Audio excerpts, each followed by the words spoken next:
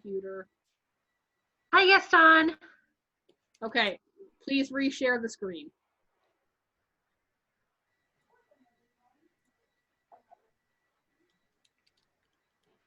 Is it time to start? Yes. All right. Welcome, everyone, to Shannara Collegium. This is How Did This Happen? A Belegarth Origin Story. Our instructor today will be Sir Oroku. Awesome sauce. Can everybody hear me? Yes? All right, awesome sauce. All right, cool. I am Sir Oroku, and welcome to this. This class started from an offhand comment I made. The next thing I knew, I was on the schedule with this. So, a brief introduction. One of my primary interests in Belegarth is history, specifically the history of the sport and the history of other sports and how we all interrelate. It's that interrelation with our cousin, mother, grand people games that I find absolutely fascinating. So that's what we're going to talk about today. So it is an origin story, but it's also puts Belegarth in the context of the let's dress up in medievalist clothes, hit people with sticks, and do other awesome things. I think that's really important because many of us will say, oh, that other society, well, they're blah, blah, blah. Normally, actually, we're wrong. And it's really imperative for us to understand where we fit when we make those comparisons and come from a position of having a little bit of knowledge when we start doing that, because we are certainly not unique and we have a lot to learn in other areas and also vice versa. So let me get this here. There we go. So this is the document, this is just in Word right now, that I started to work on for this class. We are working on 4 other games in addition to Belegarth. We have Belegarth, we have Dagger Here Battle Games, we have Amtgard, the Society for Creative Anachronism, and Hearthlight. As I prepared this for this discussion, it was very, very hard to not get into the minutia of the rulebook, which is actually the least important part of understanding where we fit amongst these other organizations. As a fighter, it is very easy to look through their rulebook and suddenly be, start comparing that and thinking that's the most important thing. It's not. Some of the other stuff here is way more important than whether or not they allow shield kicking or whether or not, this slashing weapon does this or that. That is not important when we look at the big picture, which is what this talk is going to be about. So we're just gonna kind of be jumping around. If you have a question, don't hesitate to ask. I don't necessarily have all the answers. This was about 3 hours of work to get to this point, which is basically Oroku sitting here with a whole bunch of tabs open and going back and forth and trying not to read the entire rule book of a different organization, because that does happen. So we will basically start, let's talk about chronologically. It's a really weird split. So Dagger Here Battle Games was started by a guy by the name of Brian Wise in 1977 when he read Lord of the Rings and decided that he wanted to do the battles for real. Now, exact dates are kind of hard to pin down, but 1977 is when Dagger Here started, basically. What is interesting is looking at Dagger Here Battle Games and some of the things that they do. 11 years before, on May 1st, 1966, the Society for Creative Anachronism started. That can be considered the great granddaddy of all of these games. Whether or not they want to believe it, every single one of these societies owes a debt to the Society for Creative Anachronism on that May Day in 1966 in the backyard of the backyard of a Berkeley home, where they held a tournament for chivalry, and that's what kicked all of this off. We'll get into a little bit more about why that's also an important date, not only for the SCA, but also for Belegarth as well, but that's neither here nor there. So, 1977, Dagger Here Battle Games starts.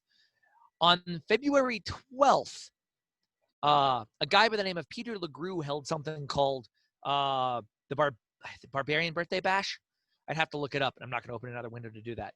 But the Barbarian Birthday Bash, which was the beginning of what would become Amtgard.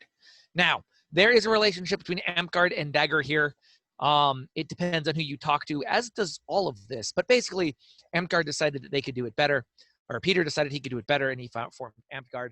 There is a lot of murkiness in the creation of that society, as there are in many of our societies. But February 12th, 1983, Amtgard started. Belegarth started. We have decided that the date is June 16th, 2002. That is the date from which we measure how old the society is. That would have put us in the first Armageddon, the first Belegarth event, June 16, 2002. We broke off of Dagger Battle Games to form our society. It is really important to note that in this discussion, I don't really want to get into the history necessarily of why that happened. That's to a point immaterial to where we stand here in 2020. So, and then in February of 2018, you'll see that it says ID here. That's not Idaho. That's Independence Day, when Hearthlight broke away from Dagger here to form Hearthlight, which is the newest of this kind of weird related group. I will speak a little bit on the founding of Hearthlight here in a little bit. I think it really bears repeating. So that is the chronological order of the 5 different societies that I'm going to talk about in this. And the question that we have to continually come back to, that I have to remind myself to come back to, is why does Belegarth exist and how does it relate to these? So we're just going to kind of look at the list here and kind of discuss a little bit. And again, if you have questions, unmute yourself and give me a yell. That'd be great. So I think the base and the most important thing about Belegarth is its government. And that is why when I was making this, I literally was just dropping new rows down and being like, this is important. I'll add this, is our government. So Belegarth runs on a board of directors and then a game-wide war council model. The important thing about that is that the war council holds the power, not necessarily the board of directors who oversee the everyday running of us on a corporate level, but it is the war council, which is made up of voting and, to a lesser extent, speaking realms from all of the members of Belegarth and the groups of Belegarth that are meet those requirements, so that they can have a say in how the society runs. So then we're just going to jump over here and start talking about the other one. So Amtgard is run by what is known as the Circle of Monarchs. It is the monarch from every kingdom. They run on the kingdom model, and you'll hear me use that term several times here. The Circle of Monarchs meet in person once a year, and then also they can meet online. It's actually a very interesting system, but they run on the kingdom model where there's an overarching kingdom, and then below that, within the kingdom, you have other groups, and within those groups, you have other groups going down and so forth. I could do an entire thing on the governance of Amtgard because it's very involved, but it's also it's interesting to see how they do that. So that's the Circle of Monarchs in the kingdom model. So Dagger Battle Games, they run on a board of directors, also the Atari War Council, and then the RAG War Council. And those are 3 very separate things. If you want to talk about why Belegarth became Belegarth, it is very important to understand the difference between these. The board of directors is elected positions. The Atari War Council is made up. So Atari is, you could consider them a chapter of Dagger here. They're the original chapter of Dagger here. Their war council is made up of representatives from the units, from a representative of each unit that is active in the Atari, right? So that is what runs the majority of them. And then you have the RAG War Council, who sets rules for Ragnarok, which is their overarching game. Ragnarok rules are the overarching games for the entire game, and they are decided once a year in person at Ragnarok War Council. Belegarth used to meet at Armageddon War Council, and we don't do that anymore because we discovered online, and it's great, it's wonderful. And again, you want to talk about the difference between Dagger here and Belegarth, you need to talk about how they're run. This will, yes, of course. I have been to a RAG War Council. It is quite possibly the most painful 4 to 6 hours ever. There's a reason we don't meet in person anymore. So that's important. So the Society for Creative Anachronism, being the oldest of our societies, they have the most, I would argue, the most developed government system. They have a board of directors, and then they also have an overarching kingdom model. The important thing between these two is their board of directors has the ability to reach in and work with their kingdoms directly. The kingdoms, the kingdoms, the kings and queens and their higher officers report to the board of directors. The board of directors is the one who decides banishments and things like that outside of the kingdoms themselves. Not only that, because of their age and their understanding, and, well, let's just say it right out, Society for Creative Anachronism is made of adults, for lack of a better term. Their legal presence and their legal acumen is probably greater than any of the other societies. And that's both for good and bad reasons. But that is their governmental model. And then Hearthlight. So Hearthlight, because being the newest, it is not the easiest to discover information. Although their website is awesome and great, digging for certain things is kind of difficult, me not being a member. But as near as I can tell, it is board of directors, president, vice president, etc. And then they have game-wide reps, very much like Belegarth does. In other words, you have the ability to vote.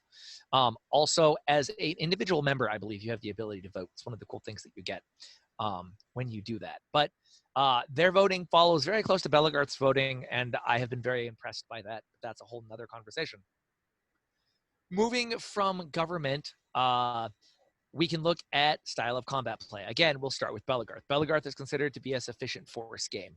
One thing I am doing personally is moving away from this, oh, we're a full speed, full contact. No, we're a sufficient force society.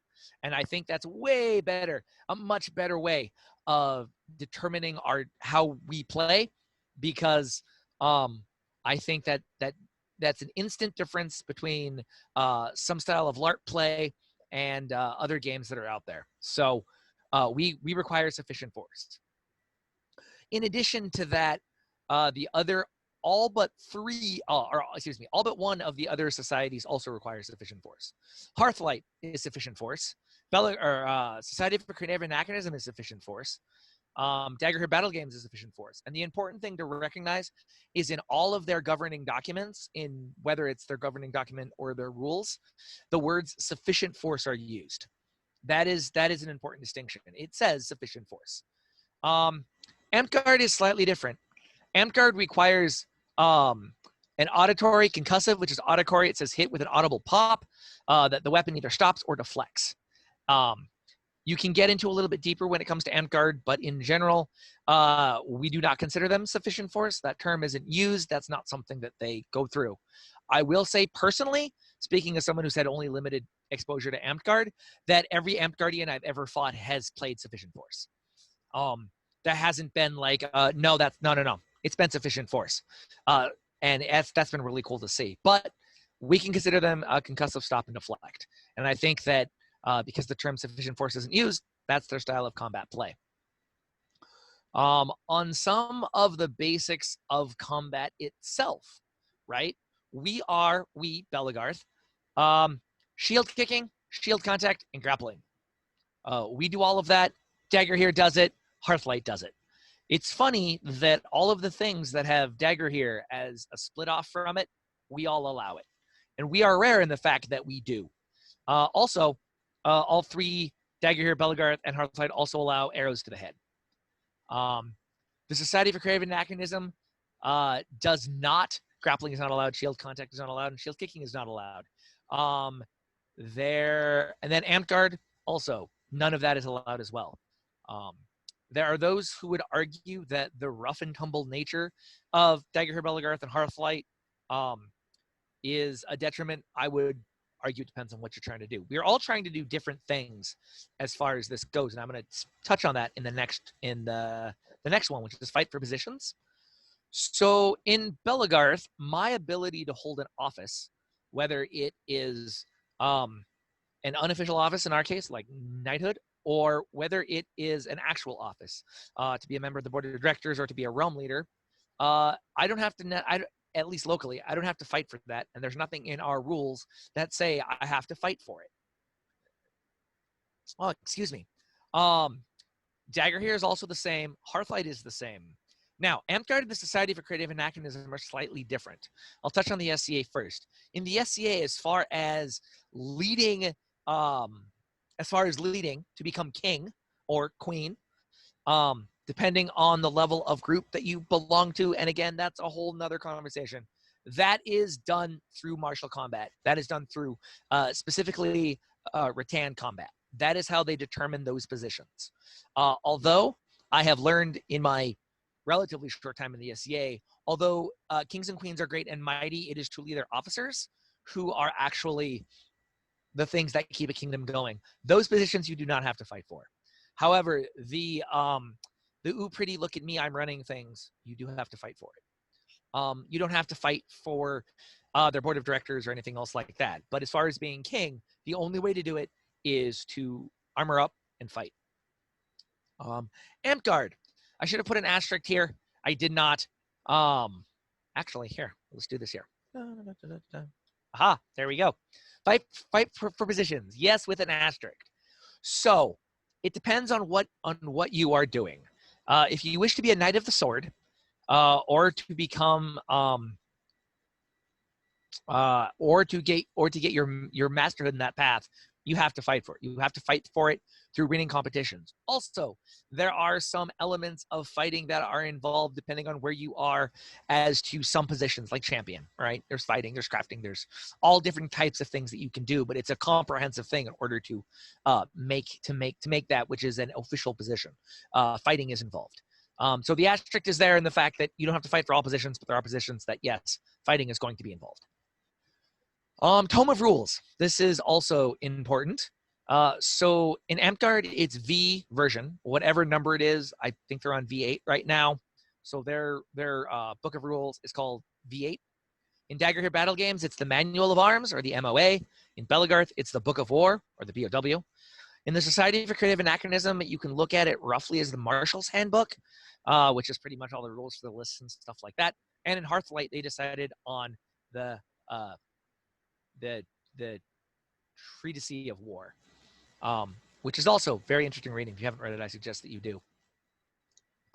So I had mentioned earlier that what's important about all of these is the Treatise of War, the Marshal's Handbook, the Book of War, and the Manual of Arms only deal with combat. That's it. They only exist from the moment that you enter the field to the moment you leave the field. The Amtgard rulebook is all-encompassing. It covers everything. The rulebook is everything from your awards, your award standardization, what combat is, what monsters are, like all of that is covered under their rulebook, which is important. All of these organizations, you can find their other, not really amendum books, but you can find, you know, their letters of incorporation, or their or any of the other things that deal with things off field. Amtgard is the one that kind of covers everything.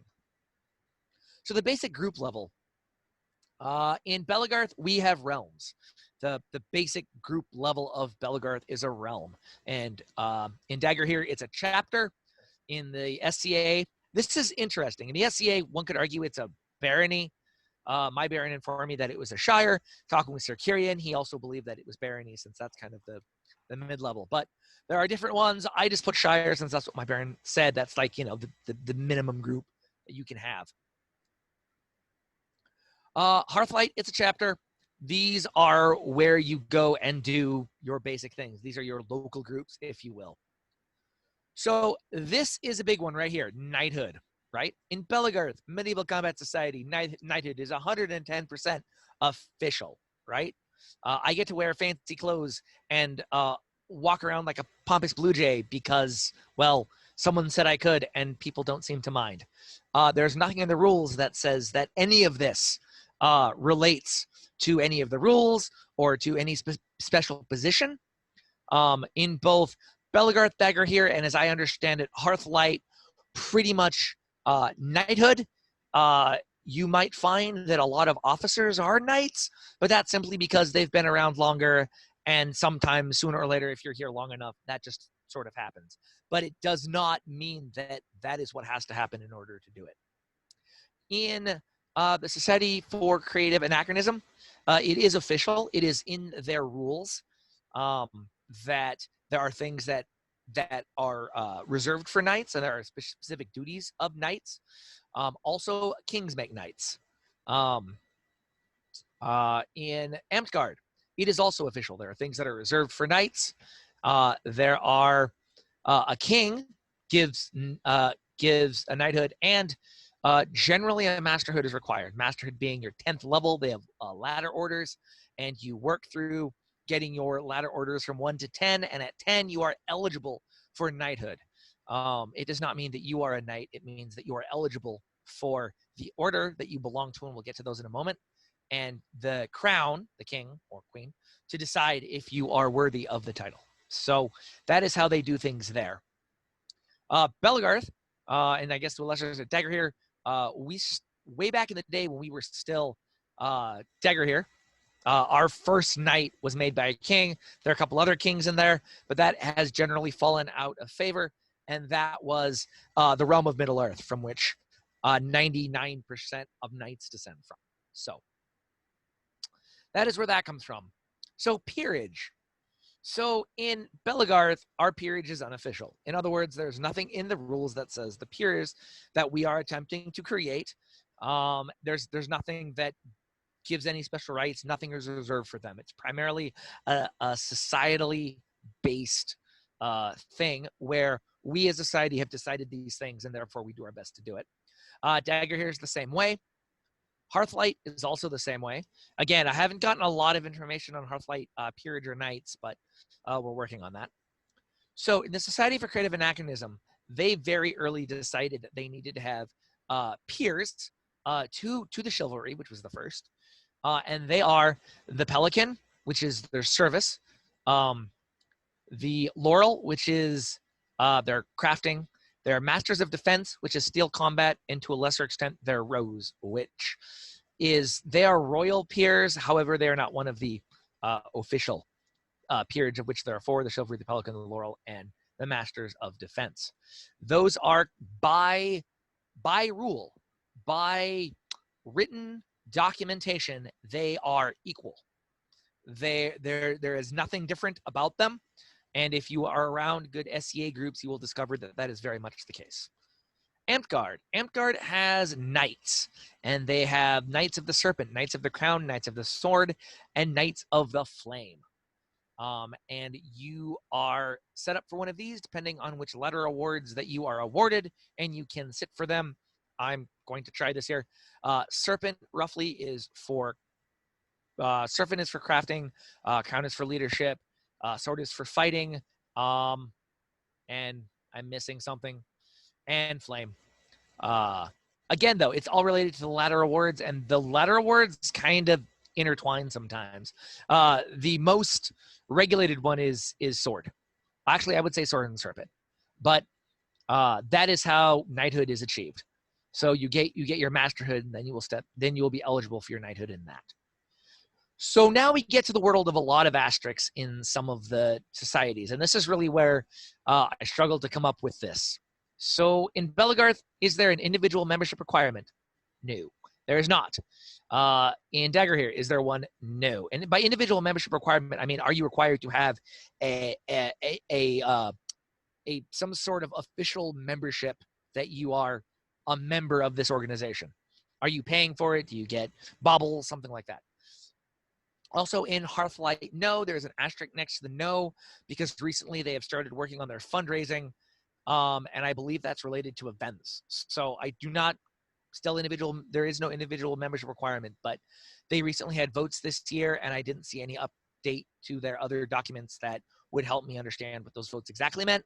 I saw the votes go through on their Facebook page, but needless to say, they're working on ways of financing it, but I don't believe it's individual membership requirements. What's interesting about that, also that asterisk, is there is a link to become a member of Hearthlight, and then there's also register a chapter, and I'm not quite sure how those work, but that is how that works. In Amtgard, also individual membership requirement, no. Again, there's an asterisk because sometimes apparently, if you're in a freehold, then you don't have to pay dues, but you can pay dues, which I believe are $6 a month, which enables you the ability to vote. The Society for Creative Anachronism is the same way.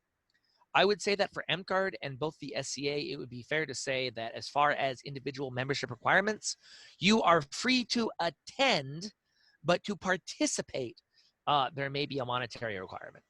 But that, again, depends on where you are. I think for the SCA, if you want to do anything, you're going to need to have, at a minimum, your blue card. If you want to start fighting, then you're going to need to authorize, which means that you need to have a membership. They primarily do that in the SCA for insurance reasons. And also it enables the board of directors at the very, very top to have a certain amount of sway over their members. Again, if you want to get into the legal aspects of the SCA, you're free to study them on your own, but you'll understand very, very quickly there's a reason for pretty much everything they do.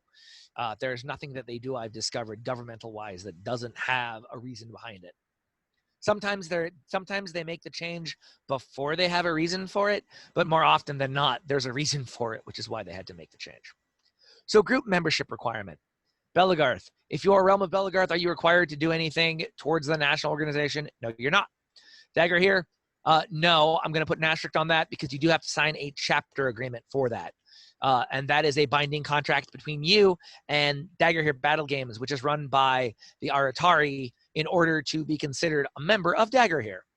But there is no, there's no monetary, but there is definitely a paperwork thing with that. Hearthlight, yes, chapters also to sign a chapter agreement with that.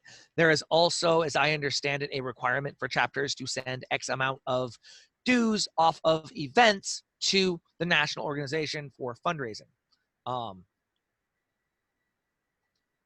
I remember being very impressed by seeing that and being like, oh, look, they're taking their ability to have national coffers in a slightly different way, but they understand the need for that, and they're doing it as they start. I thought that that was really, really good to ensure that they always have money as long as the organization exists. And for Amtgard group membership requirements, yes, it varies kingdom by kingdom, but in general, you are required to pay X number into the kingdom coffers in order to be a recognized park. And then that also should be also noted that both Amtgard and the Society for Creative Anachronism, depending on how many members you have, determines what type you are, whether you're a shire or a duchy or a barony, etc. Eventually going up to kingdom. There are just different levels of people and things like that. So that is the document to just kind of kick off this whole where do we sit in the overall foam fighting, well, not foam fighting, but dress in medieval-esque clothes, beat each other with sticks, and do other amazing things, genre, if you will, at least as far as America goes. I intentionally left out LARP. LARP is its own gig, its own thing, although we could all be considered LARPs. I'm going to say that we are soft LARPs, and these are not the hard LARP that many consider it LARP. That's, again, a whole nother discussion, which I'm not going to get into during this discussion. But I want to talk now a little bit about what makes Belegarth Belegarth and why making these distinctions, there we go, are important.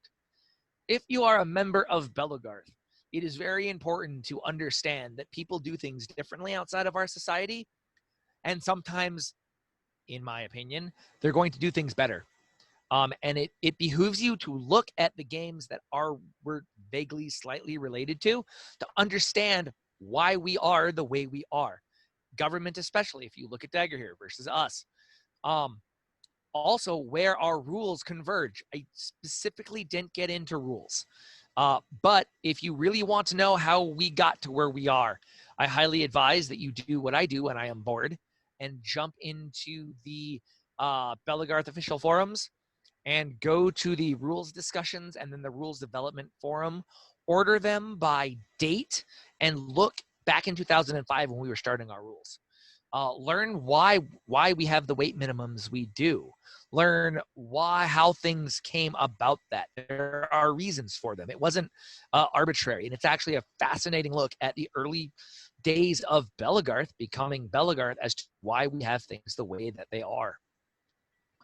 I would say do the same for Dagger here, but unfortunately, because Dagger here is Dagger here. They've locked down a lot of that information. Getting on their web boards and stuff is difficult.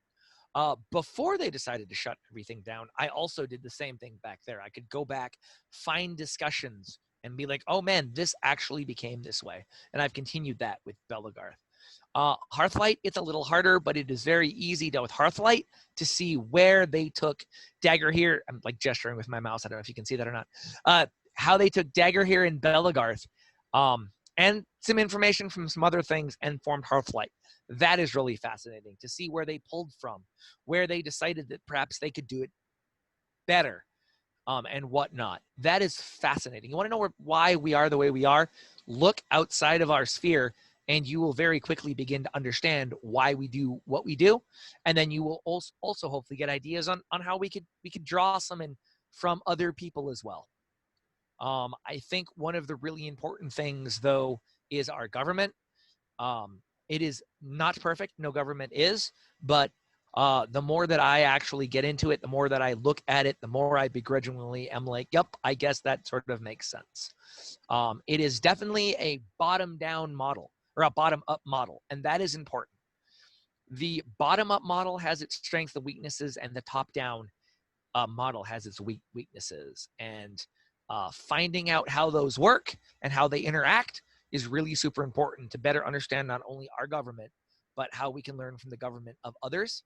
One of the reasons that I keep track of all of the other sports is I'm watching their bans. I'm watching their rule changes. I'm seeing what people are saying. Then hopefully I can, with that knowledge, I bring it back to my government and my rule set. And I'm like, maybe it can work differently here. So that is why I think it's super important to kind of listen to everything that people are saying. Now, Dagger Here Battle Games formed Belegarth, formed Hearthlight. There had some influence on Amtgard, but it depends on who you talk to. The really important thing to understand about the government, and I'm going to speak to this because I wasn't necessarily there, but I observed all of this. Dagger Here Battle Games had a problem with I'm just going to say unsavory behavior of the worst sort. And the things that were happening was not being addressed in a manner that the populace saw fit. The founding members of Hearthlight, I believe they were called the 12 Sisters, I believe, sent a letter to Dagger Here Battle Games Association saying, we have these demands. If these demands are not met, we are leaving. The demands were not met sufficiently, and they left and formed Hearthlight. This, again, is another example of where BOD, Atari, War Council, RAG War Council government literally caused the issues that formed a different game. It's happened at least twice that I'm aware of. There may be more. There are a couple of stillborn games that I'm aware of, but information on them is murky, and so I did not speak to them directly here. But if you want, go to Hearthlight, look through their site, look especially at their governing documents, and it becomes very, very aware of why they do things the way that they do.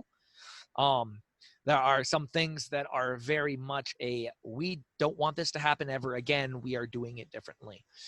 You can also do it in Belegarth. You go to Belegarth and you look at why we do things the way they do. It is because we didn't want to do this ever again. We never wanted a single realm to hold power and sway over a national society, international society, which is what Dagger Here Battle Games basically does. They try and tell us that they don't, but I promise you, the Atari is the ruling. And that's by setup, that's by rule. You accept that if you're a member of Dagger Here, and that's great and wonderful. Unfortunately, it doesn't work for everybody. We are lucky in Belegarth that we have worked pretty much for everybody. I can't think off the top of my head of people who've gone differently, or who started their own sport because they don't like us. There may have been some backyard games that did that, but so far our record is pretty good. Society for Creative Anachronism, they have a few who've done that. Unfortunately, as of late, there are those who have been, let's see here. So on an aside, the Society for Creative Anachronism has become especially woke recently. It has been beautiful to see. And there are people who have decided to make their own Society for Creative Anachronism that I don't know. It's hilarious and awful, but that's going on over there. So where we fit, basically, overall, is we fit as a bottom-up governance where the power truly is with the people. If you want something changed, speak to your war council representative, bring it before the people. The people will vote to decide whether or not they need to change that. We are a sufficient force. We are sufficient for organization, meaning that we require a strike with sufficient force to be judged on whether or not that strike is that strike is good. We are one of the rough and tumble groups allowing grappling, shield contact, shield kicking, and also I didn't put it in here, but arrows to the head. Those create a whole subset of really cool rules and really things that have shaped the way that our game is played. We are, again, since we're a bottom down, it is the realm that holds, it is realms and their local area, if you will, that truly hold the power to set what happens there. Our knighthood and our peerage are both unofficial. For the most part, in Belegarth, knights make knights, and our peerage was from the populace who decided that we wanted to do more, and we're doing more, and that's really, really good. It will always, and as near as I can tell, can forever continue to be free to play at any level, whether you're a group of people playing Belegarth or whether you are an individual playing Belegarth. The act of Belegarth itself will be free. I know that there are realms that do have dues and things like that, but again, that goes back to the basic group level being the realm and an understanding that they get to set their own terms. So that is where Belegarth fits, and then we can go back and forth looking at the different things as far as those go. And that, you know, you're wondering, where did Belegarth come from? Belegarth came primarily from Dagger here, and it's starting to get a little bit of crossing in from all of the other organizations in one way or another, and that I think is really cool to see. Outside of that, like I said, this isn't actually a history of Belegarth. I didn't want to do a history of Belegarth. I was not there. I have heard so many different stories. I've seen it written. I've seen the forum posts. I've heard people say this. I've heard people say that. At this point, for the most part, as a historian, I pretty much consider that chapter closed. That may not be the best thing to do as a historian, but digging it up doesn't do anybody any good. It really doesn't. It just brings up bad blood. That surprisingly is apparently still there, and there's no reason for it. We all want to support each other, and we all want to grow all of our individual societies. And to do that, we need to find out where we sit, what makes us different, and how that works. So if you have someone who is interested in medieval combat, and for instance, they may have a different idea of the medieval combat they want to do, it is this knowledge that you can send them, if not to our organization, to a different organization that can also help them, or to also join another organization where they can do awesome things. I know that we have members in Belegarth who do great things in the Society for Creative Anachronism, and they manage to do both. Or they do Bohurt, or another one of those steel fighting organizations, and they still manage to do Belegarth. There are options out there. We are not for everyone, but we are also inclusive of people who want to do everything. So that is my chat on where Belegarth sits amongst these. And then if you have any specific questions, I will do my best to answer them. So I will open the floor for questions, or if you have comments or whatever.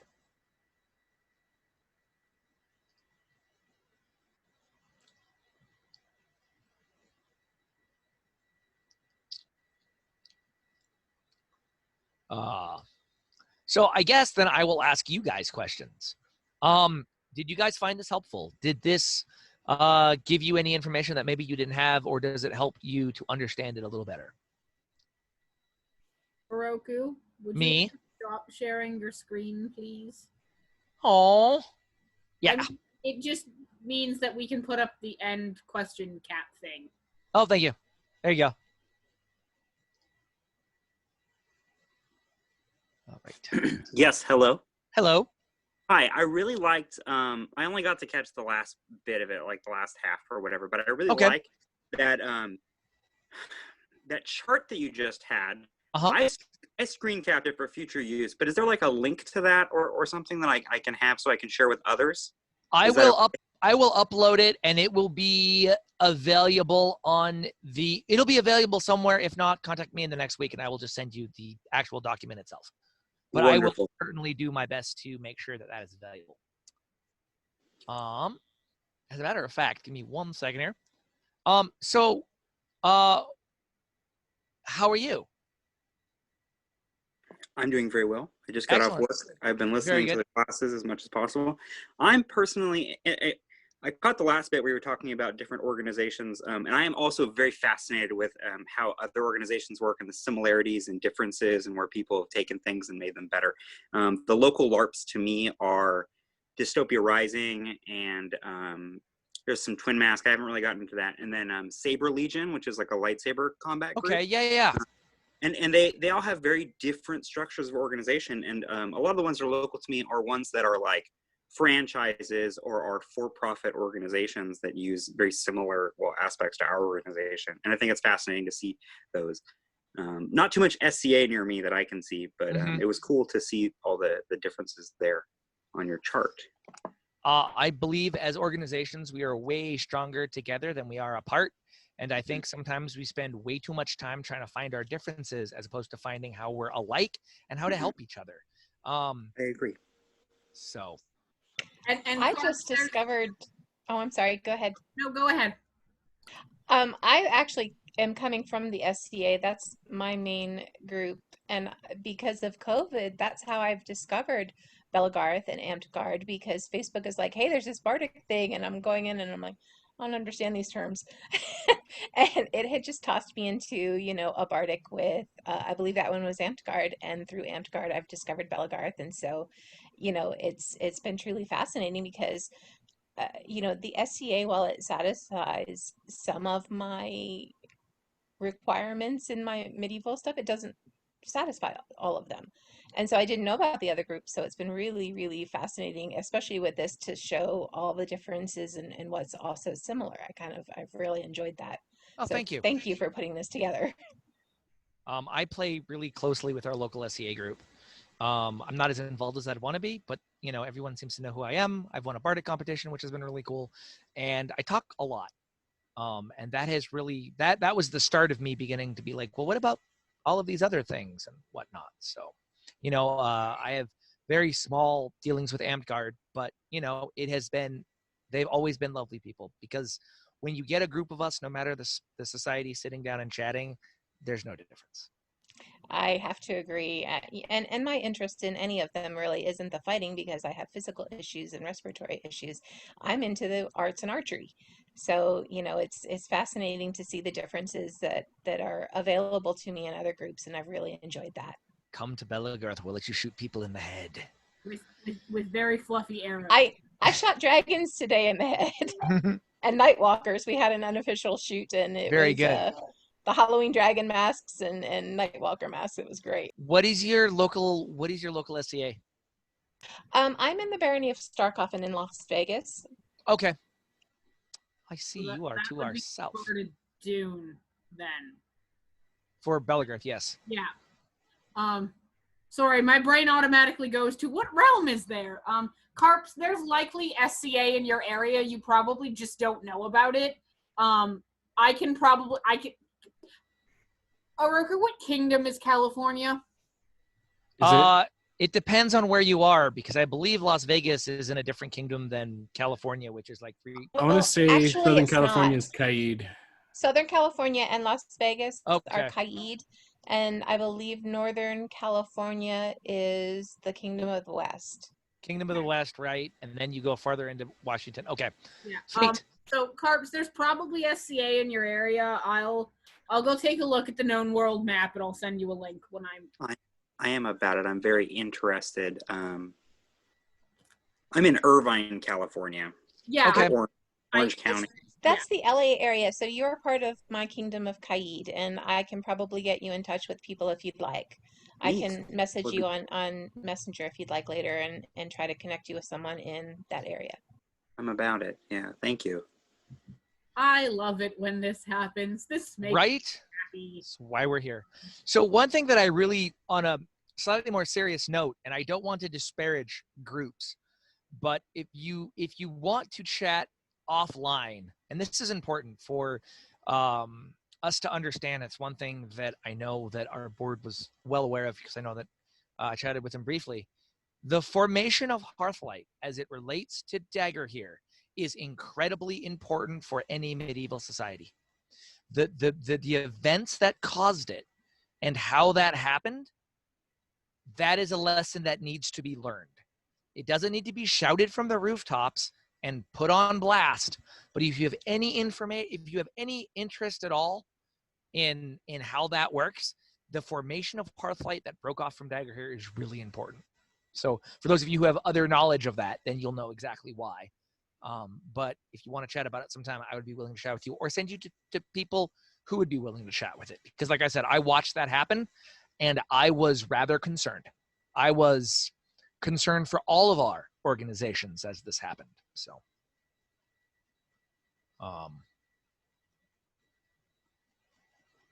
So I have a little over 10 minutes left. I am still wanting to hear what you folks think. If you have questions. Questions about Hearthlight in particular, because this is Okay. the first time I'm ever hearing of it. Where are they? And They are primarily out east. They were formed, I believe, in Virginia, because the 12 sisters were all hard east as opposed to like Midwest. Primarily New England-based realm, or they were primarily New England-based Daggahir chapters that are now New England-based Hearthlight groups. I think they're called realms. I don't remember. And they have continued to be primarily New England. They take a very different look at how, at a lot of things. Their rule book, their like guard requirements, their chapter group realm requirements, they're all very different, and those all stemmed from issues that happened within Daggahir around when Dag was objectively a very large dumpster fire. I personally, not speaking in any official terms, I am very impressed with what they're doing. There are some of their combat rules I'm not a fan of. But as far as their governmental organization and what they're doing for their populace, I think is something we could all learn from. Their transparency and their ability to respond to issues. It's weird. They're kind of like halfway in between a bottom-up organization and a top-down organization. They have the ability for the people to make the decision. They also have the ability of the top to also make decisions, depending on the will of the people, which I think is something that is needed in extraordinary times. So I had a point. Hi, Squire Carps. Good to see you again. I had a question. Well, not really a question, a point. So I saw the title of this lecture, and my first thought was, well, I'm going to get some dirt on the split. So honestly, I really have to commend you for actually avoiding that low-hanging fruit and all of the nastiness that came from that. I wasn't around for it, but of course I had poked people about it, and I learned things here and there, and that's probably the best way to learn about it. It's a good way to not hurt feelings. So I don't think any one of us present was here for it. Mm-hmm. I just have more knowledge because I've had to learn. Yeah, your lineage and also your time closer to the actual events probably helps a lot too. I didn't actually know the name Keg until about my 6th or 7th year fighting. Like, we had no idea who that was. I met Sir Keg at my first event. That was not like anything that was even known in Stygia or that we cared about in Stygia. So that was very interesting, but that's just, how I grew up. So is there, for future collegiums and future event classes, is there anything history related or specific game related, not that that anyone would be interested in hearing about? I really enjoy trying to find topics that aren't really covered or out there, but that most people have some interest or would like to know more about. So is there anything that after listening to this chat, you would like to hear more about, or that you would like to receive a deeper dive on? Because I have something that I think would be cool to see. Mm-hmm. So I don't know how exactly you would present it, but I think it would be interesting to see how realms have risen and fallen across the country, and like how it's spread. Does that make Ooh, sense? that is beautiful. I love everything you just said. I can just imagine Antoinette rolling her eyes and being like, "Oh God." But that's gonna take a lot of research. Oroku, we may have to tackle that one together. Yeah, I'm just thinking like individually, I think that would be a lot. Yeah. The expansion of Belegarth and how it happened, I think would, kind of falls into that idea, because we did start in Numenor and, we're currently in Germany, that, how that works. I will make a note of that. Canada, Germany, Mexico, England, Ireland, China, Serbia, Italy. Yeah. There's like a Hawaiian realm, right? I think I've seen pictures. There was a realm on the Big Island. It's kind of died just because the people who were there either moved away or had life issues. There's also a realm in Puerto Rico. Again, kind of mostly dead due to Old Horse getting old, and other people moving away from the island and coming back or not coming back. Most of the realms that exist, with the exception of Canada and Mexico, exist because of a Numenorian expat.